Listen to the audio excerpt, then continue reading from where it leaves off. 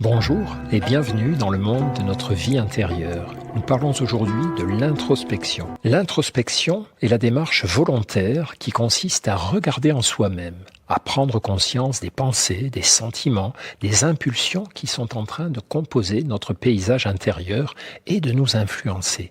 Ce terme, ainsi que l'action qu'il désigne, semble tomber en désuétude. Qui prend encore le temps aujourd'hui de l'introspection ? Qui procède à cet effort d'écoute et de compréhension de soi? En tant que psychothérapeute, j'ai parfois le sentiment que le seul moment où mes patients réfléchissent sur eux, c'est celui de notre consultation, une fois par semaine ou par mois.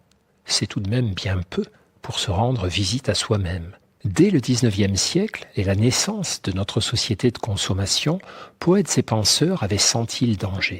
Stefan Zweig parlait ainsi des conditions nouvelles de nos existences qui arrachent les hommes à tout recueillement. Et Nietzsche vociférait « Toutes les institutions humaines ne sont-elles pas destinées à empêcher les hommes de sentir leur vie à cause de la dispersion constante de leurs pensées ?» Car le premier grand effort en matière d'introspection, c'est de prendre le temps de s'arracher aux sirènes de la vie extérieure. L'introspection suppose de s'arrêter, de se mettre en retrait, de suspendre ses actes, de renoncer à la facilité, au goût sucré des distractions, au goût corsé des actions. La société nous pousse à agir puisqu'elle a besoin de nous pour fonctionner. Elle culpabilise les temps d'inaction. Elle nous pousse aussi à consommer et fait donc la chasse au temps de non-consommation. Or, l'introspection n'est pas socialement productive. Nous ne fabriquons rien, nous ne dépensons rien. Rien ne sera donc fait par la société pour nous y encourager. Cela ne viendra que de nous. Plusieurs fois par jour, nous seuls pourrons décider de ne rien faire, de nous engager de toutes nos forces dans la non-action, qui est le terreau de la vie intérieure.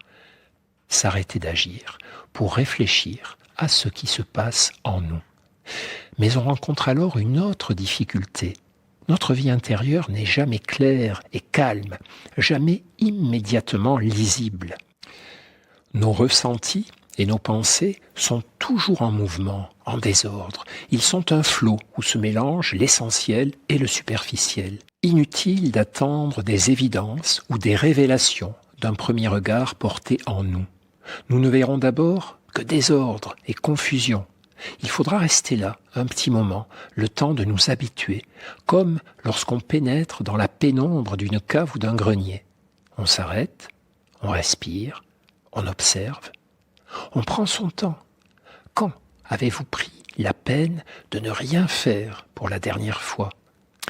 Quel intérêt, disent les hyperactifs, à explorer son intériorité ? Eux préfèrent l'action, la réflexion subordonnée à des buts à atteindre. Et quand ils sont fatigués, la distraction. Pourquoi pas ? Ce mode de vie est un bon moyen pour devenir un esclave. Esclave de soi-même, son passé, ses habitudes, ses impulsions, et esclave de son environnement avec ses manipulations, ses injonctions.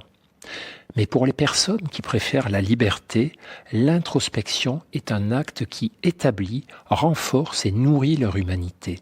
Elle est l'acte de conscience qui fait d'elles non pas des consommateurs dociles ou des travailleurs efficaces, mais des humains pleins de doutes et de rêves.